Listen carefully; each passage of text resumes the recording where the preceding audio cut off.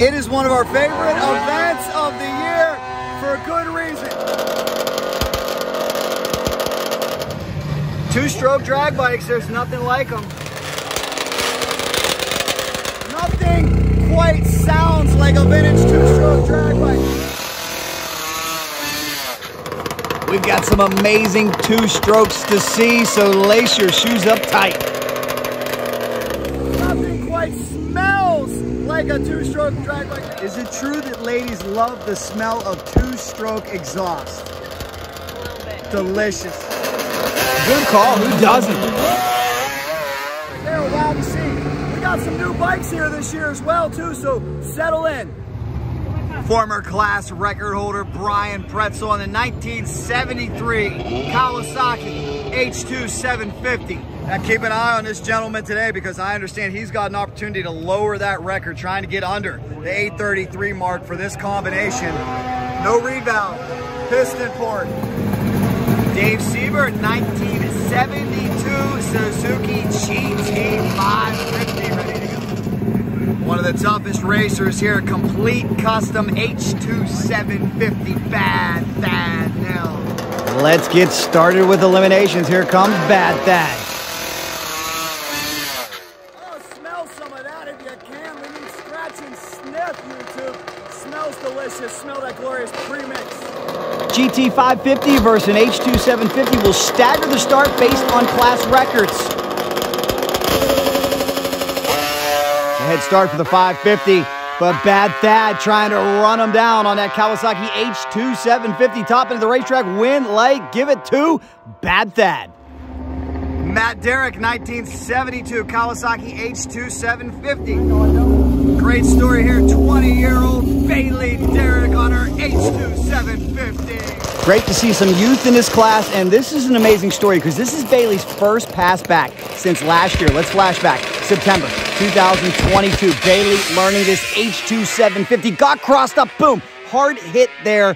Fortunately, she would be okay, but a scary incident for everyone involved, and Bailey courageously comes back. We talked to her about it earlier on. One of the greatest stories at this event. We have to give a big tip of the cap to this young lady, 20 years young, Bailey Derrick. I gotta say, congrats, you are fearless. Last year, we saw a very unfortunate incident. You went down, got bruised up. What is it that brought you back to this sport? You're just not giving up, are you? Honestly, it was the endless amount of support that I got from all the other racers and more so my dad. That is so cool. Begging me on to give it another go. But I did it for him, honestly. Well, that's what's so great is it seems like you and your dad are so close. What do you guys do during the off season in terms of getting these bikes ready, in terms of talking about this? Honestly, I let him do all the building. I don't partake in that. But we definitely like to sit and rewatch our videos, talk about what's going on when I'm going down the track, what I could do to better my runs and get to it. You know? Well, good luck. Good luck today. Wish you all the best. Takes a lot of courage to get back on the bike, so hats off, Bailey. She must raise her uncle in round one. Talk about a family affair. That's Matt Derrick in the other lane, also on an H2 750. Here we go. Oh, Bailey crossed up just a little bit off the line. Derrick passes her mid-track. He's going to have an easy one here, but an imaginary trophy goes to Bailey just for being here. She's got a bright future, guys. Win over here, but hey, great job, Bailey. What a great comeback.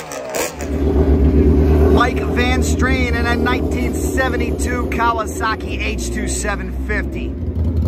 It is the quickest two-stroke drag bike in the world. It is the nitrous H2 750 of Jimmy Shongris. Jimmy, you've been a 775. Think we can see some 770s today? Dialed 770, so hopefully. Oh, here we go, guys. Hang on. Nothing sounds like this bike. Wait till you hear it.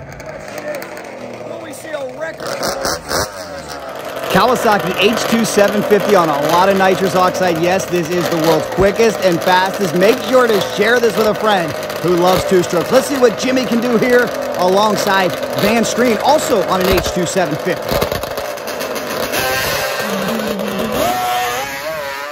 Nitrous bike giving chase. Jimmy spun just a little bit. He's on a pass though. Fistful of throttle, top end. Still goes a 783.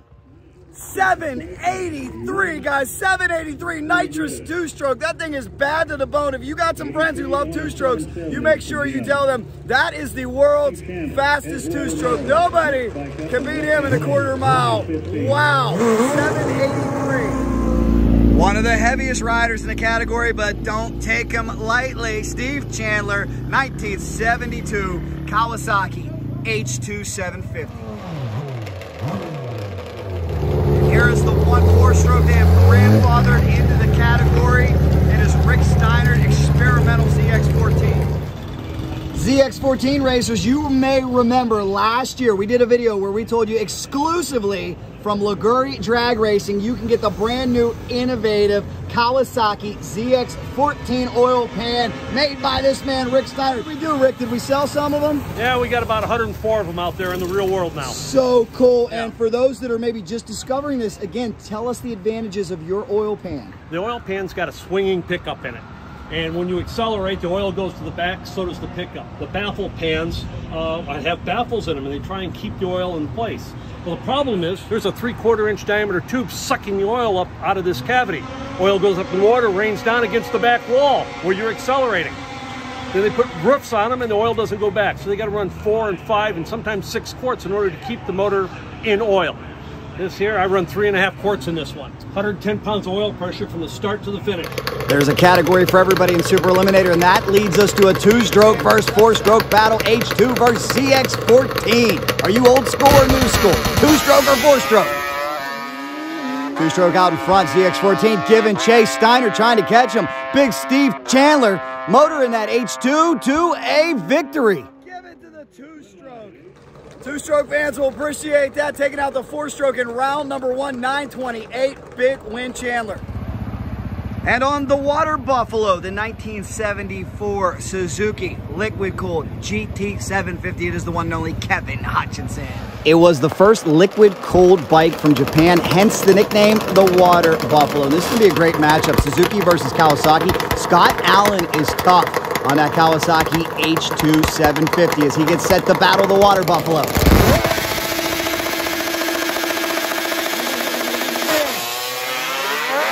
Red light start, unfortunately for Hutchinson. His day is over. Allen advances. Top end of the racetrack. Allen with a nice smooth 912.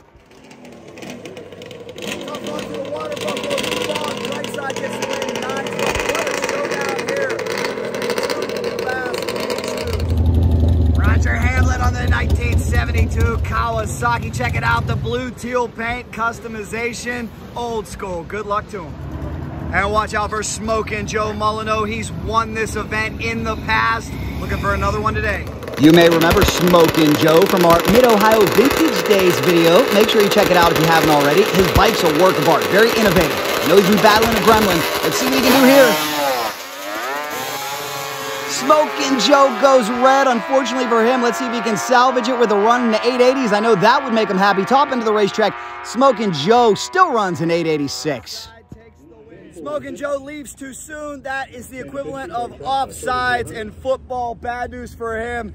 He's out, but what a round number 1, guys. I hope you're enjoying it. Crank up the speakers. More coming. Let's find out a little bit more about these awesome bikes. Always a show. Always a lot of innovation that we see with guys pushing these motorcycles ahead. High performance, everything. Take a look at these exhaust chambers. Love the stock livery, stock paint as well. And there is Dennis. Dennis, good to see you, man. I thought this was so cool, and this speaks to the passion and enthusiasm. You're not even done with this build, but you said, I'm not missing this race. I'm still bringing it. I'm not missing the race. I've been dreaming of an H2 drag bike for 33 years.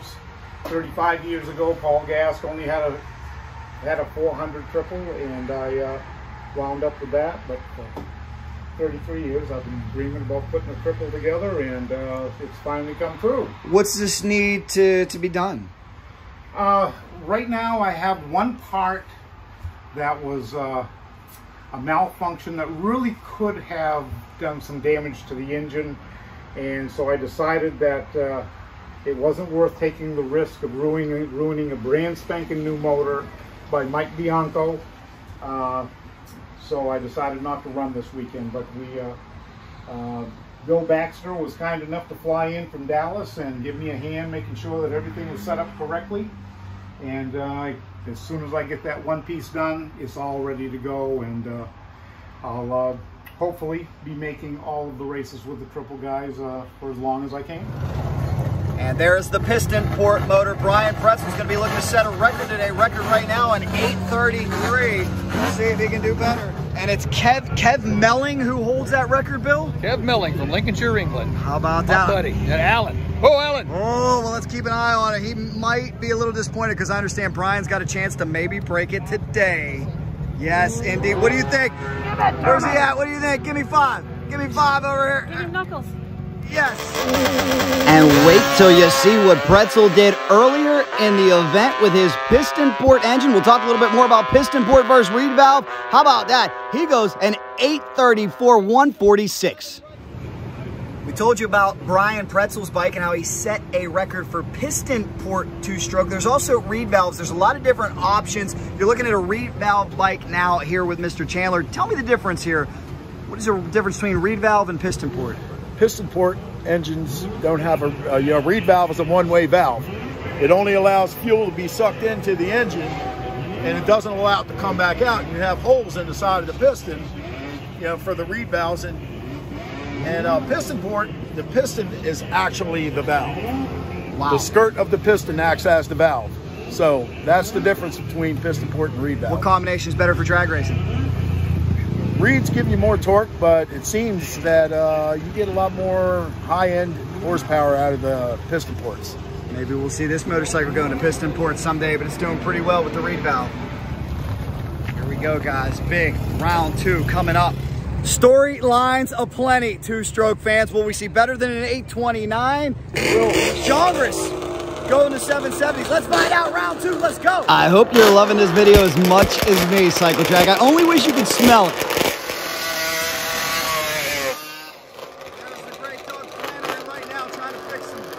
And this is a massive matchup coming up. 2 H2 750s. Do me a favor in the comments. If you have ever owned a 2-stroke, if you have ever ridden a 2-stroke, I want to hear about it. I want to know about it. Drop that info down below in the comments. Here is potentially the world's quickest piston port all-motor H2 750 coming to the line, but he must tangle with Bad Thad. Brian Pretzel, a former NHRA Pro Stock motorcycle racer.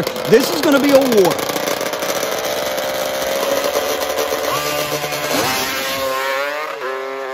What a battle. Pretzel giving chase. Top end of the racetrack. Wind light coming on. Give it to Pretzel. 838, not the record, but that'll get him into the next round. He's flying. Another great matchup coming up. I love the stock livery on this. Van Streen's pit help. She better be careful. I think I saw her shoe get stuck to the ground. It might be stuck to the track. Oh, the VHT compound claims shoes and socks. She's trying to frantically pull it away. We've all been there. Thank goodness she's okay. Now let's see if her husband can pull out a win. He's got Matt Derrick in the other lane. 2 fast H2s.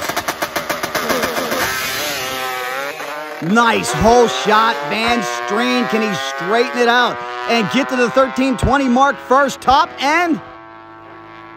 Yes. How about it, young lady? You lost your shoe, but you won. All is well that the euphoria of victory took the pain of losing her shoe away. Excellent. Well, here comes Scott Allen, Roger Hamlin. Another mega matchup I'm going to lay out and let you listen to these old school H2 750 scream. Turn up your speakers.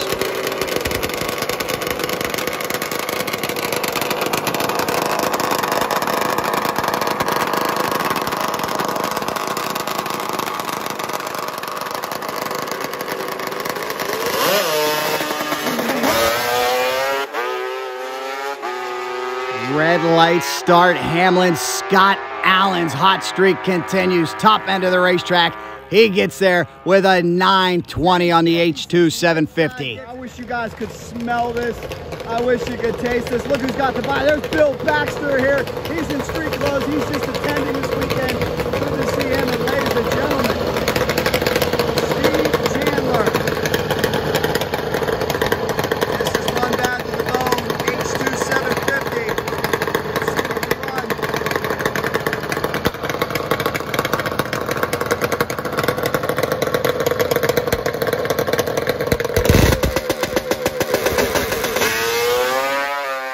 Whoa, out of the groove towards the wall. Makes a big turn. Somebody tell Steve this is drag racing. You're not supposed to turn. Still goes at 9:22. Bill, I think he took the long way. Yeah, he took the slalom route to the finish line.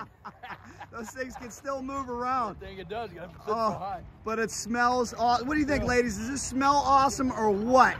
Smells great. Is it true that ladies love the smell of two-stroke exhaust? A little bit. Delicious. Yeah. Who are we rooting for today? My boyfriend Charlie. All right, good luck to Charlie. And how about you? My boyfriend Coleman. All right, Coleman and Charlie. Good luck to both of them. We might have to get them on two strokes eventually. I think they're both four-stroke guys, right?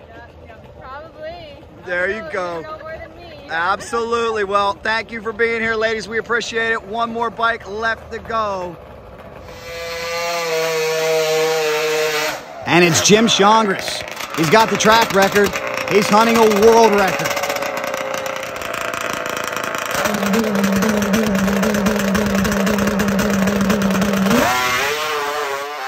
Shongris spins, makes a move towards the wall. Good correction. Gets out of the throttle. Back into throttle. Here he goes. 006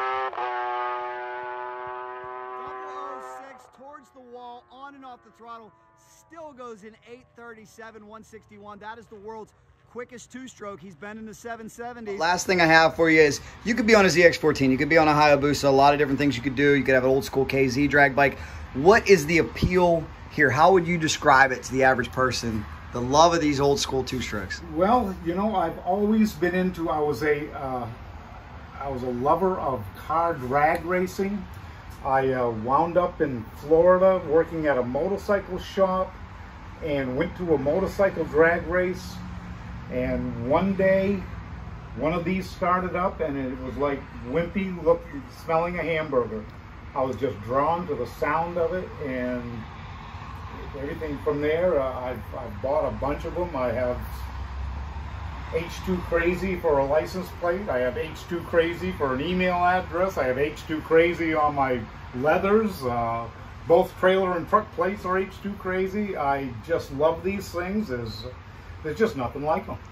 There's Awesome. nothing like Well, them. I agree. You don't have to explain it to me. I know if you've ever smelled one and heard one, you know exactly what we're talking about. The old school PMFR front end. What type of wheels are these? RC components? Those are RC components. I was going to say, wheels. Yep, look like RC components. The front end is off a 400 triple. More on that motorcycle in a second, but first let's get you right back down to the starting line because the next round is ready to go. And I hate to say this, but looking up at the sky, it looks like it could rain. Let me cross my fingers and hope that's not the case, because this is a massive matchup that we want to see. Two of the hottest riders on the property. Too bad to the bone, Kawasaki H2 750s. Van Streen versus Pretzel.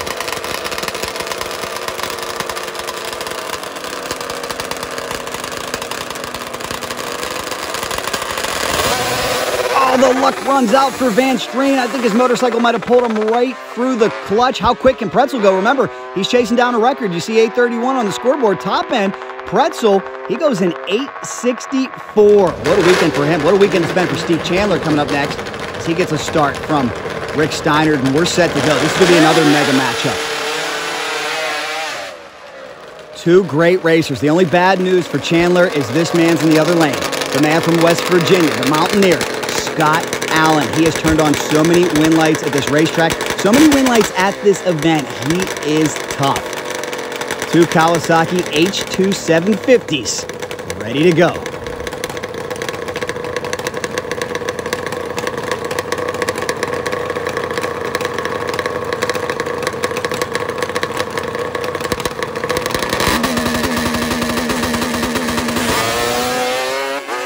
Dead even off the line. We are bar to bar. We are locked. Chandler down in the full tuck position. Full throttle. Puts it into high gear. Who's going to get the win? Top end of the racetrack. Give it to Chandler. He brought the A game. 921. Stays hot. Takes the win. And now here comes the big bad four strokes as we skip ahead about 30 years of technology. It'll be the Suzuki Hayabusa taking on the Kawasaki CX-14. Yes, just in case you forgot what modern bikes look like, let's give you the dichotomy.